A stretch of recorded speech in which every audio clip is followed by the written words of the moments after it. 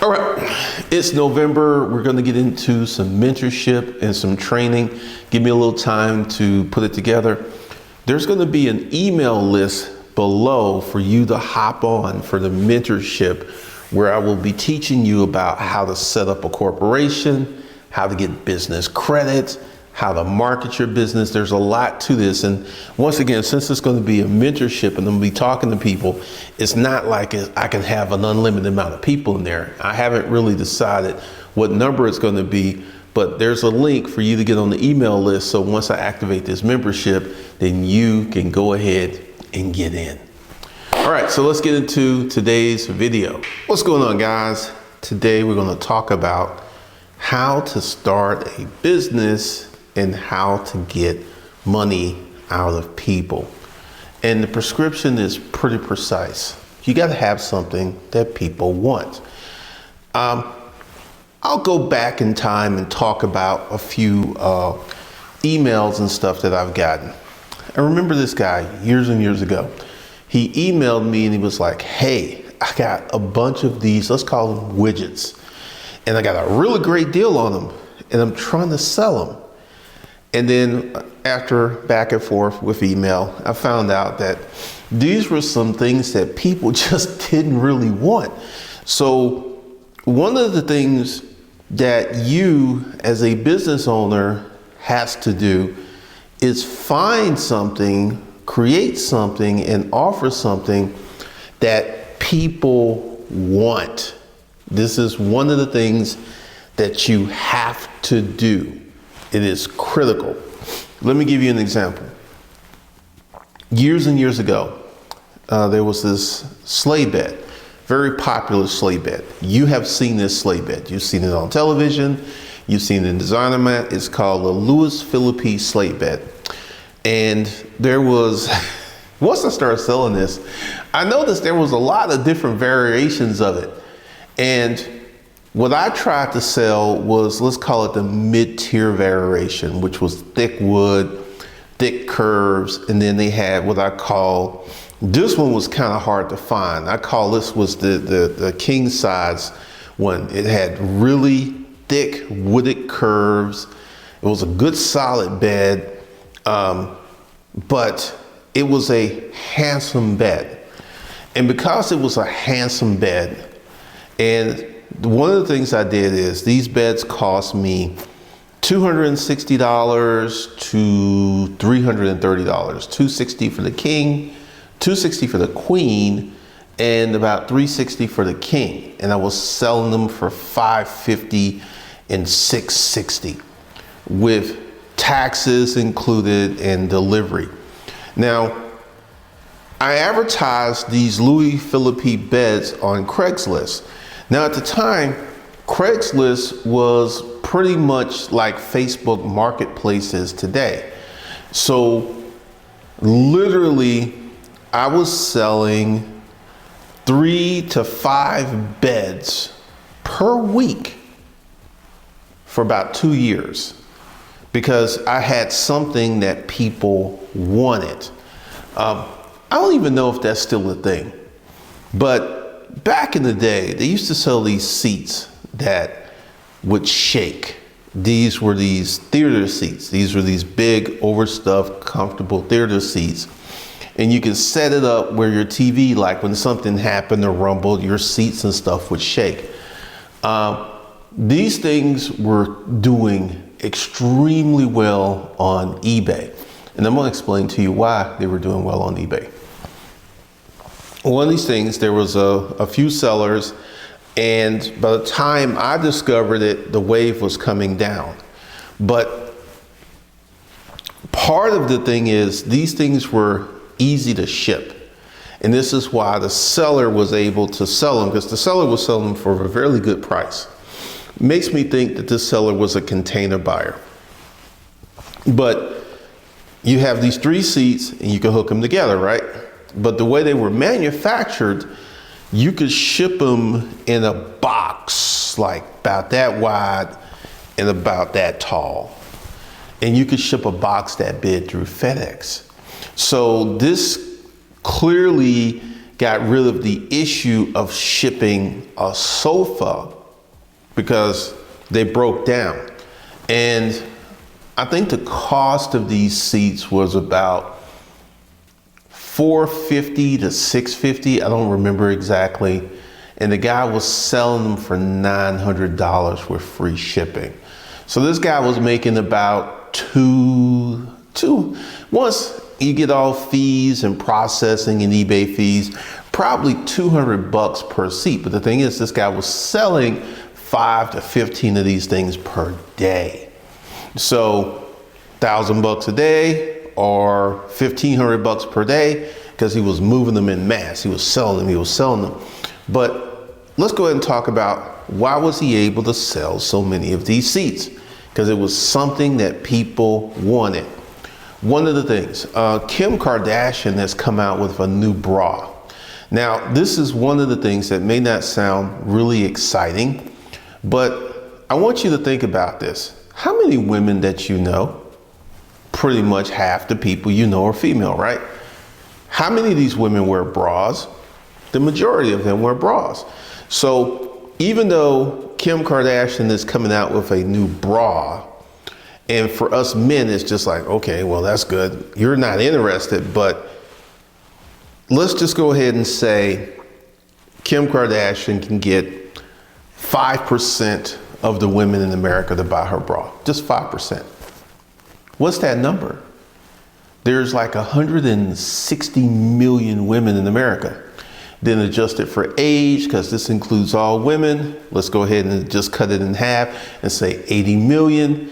And let's just go ahead and bring it down to an audience size of 35 million. So if Kim can get 10%, that's 3 million.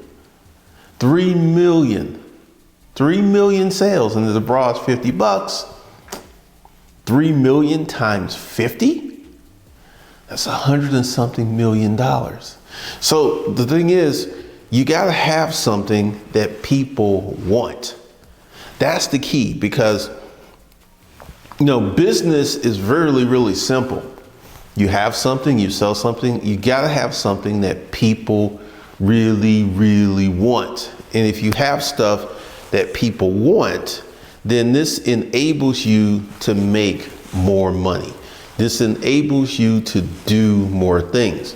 Because when I look at my most successful businesses, and I'll go to selling office furniture, which is a very niche business. The majority of people, I can walk around, I can go to the mall and talk to 100 people, and maybe 1 or 2 may need office furniture. This isn't something that a broad base of people want. But once again, for the people who need it, for the people who are in the position, for the people who want office furniture, you can make a crazy amount of money selling office furniture. That chair back there, that was like, I bought it because I used to sell them. I know it. I am a Herman Miller fan. That chair was like close to $2,000. But here's the thing. I've had that chair 2 years, and one of the things about that chair is I'm not going to have to replace it. It's not going to come apart on me. It's not going to fall apart on me. That chair would last 20 years. And that's with me sitting in it 8 hours, 10 hours, 12 hours a day. And that chair would last 20 years because of the way it was constructed. So one of the things is you've got to have something that people want, that is key to you being successful, that is key to you building up a business. And one of the things that you have to do, and one of the things that you have to understand is when you're building your business, you got to stay away from, like, I've seen so many people get suckered into buying something for a low price. It's like, hey, it's a low price. I could get a good deal on it and then I could sell it. Then they go ahead and take this stuff to the market, and the marketplace is, we don't really like it. We really, really don't like it. And find it very, very hard to sell. So one of the things that you want to do is to position yourself where you can sell something because people want it. Give you another idea. Remember those Hoover boards, those electric Hoover boards? You just step on it and it had motors in each of the wheels and it would just take off. That was a really, really hot product, but it was a trendy product because at one point it literally took off. I knew a lot of people who were going to China to order these Hoover boards. And once again, the quality was all over the place. You had some places where the boards were really, really high quality and they did well. And then you had some places where these things would catch on fire. But what I've noticed is when they first came out, people were selling them for close to $500. In a matter of months, the price went from $500 to $199. And the last time I saw one for sale, it was like $99. Because the thing is, it was a trendy product. It wasn't something, give you something else, and this may surprise you. EV sales are down 40%. And this is the Teslas, this is the vehicles that are 100% electric that you plug them in to charge them so you can give your car power. And you know, this is something that I literally had people telling me, and this is something that I talked about. You know, people were talking about EVs was going to take over the world. I think California put a law that you couldn't sell a new, internal combustion engine. Yeah. You couldn't sell those, and the EVs were going to take over the world. And I said, I don't think so. I said this years ago. And now EV makers are finding themselves in a tricky position. And this is the thing that happened with Tesla. I believe Tesla was driven by the hype of Elon Musk because, you know, people say, get me a Tesla, get me a Tesla, get me a Tesla. And for a while, it worked really well. At one point, Elon Musk was the richest man in the world based upon the hype of Tesla cars. Now, let's be clear. Electric cars are not going to go anywhere. There will be a space for them. And I believe at a point, and I'm going to say this, 20, 30 years in the future, they may be the standard car. But what is happening is that the price of these cars, and this is something Tesla that did. Let's say you bought a Tesla 2020, 2021, and you spent $130,000 for this brand new Tesla. Well, Tesla is going ahead and chopping the brakes off of people. Let's say you bought a Tesla Model Plaid, and that was like $130. Now you can get a brand new one for $90,000. So what Tesla has done is encapsulated their people in these cars. Because if you could get a brand new Plaid, why are you going to get an old Plaid that costs more? It makes no sense. And I'm going somewhere with it, so stick with me.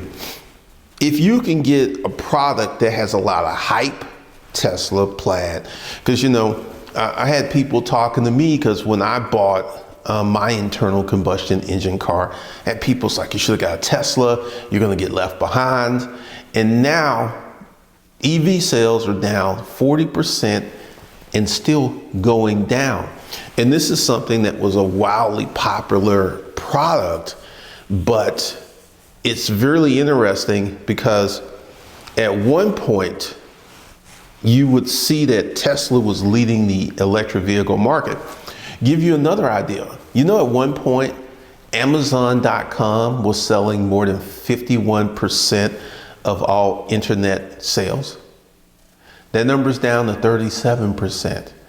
Amazon lost 13% of the internet market. You want to know why? Because more people came to the market. More people are selling. More people have websites. And, you know, Amazon hasn't really changed what they sold, but the market has changed. So you want to have products that you can sell because the marketplace wants your products. This is key. This is really, really key for you to be successful with selling your product. So there's a lot of layers, and I'll be doing more videos on this, so be sure to subscribe.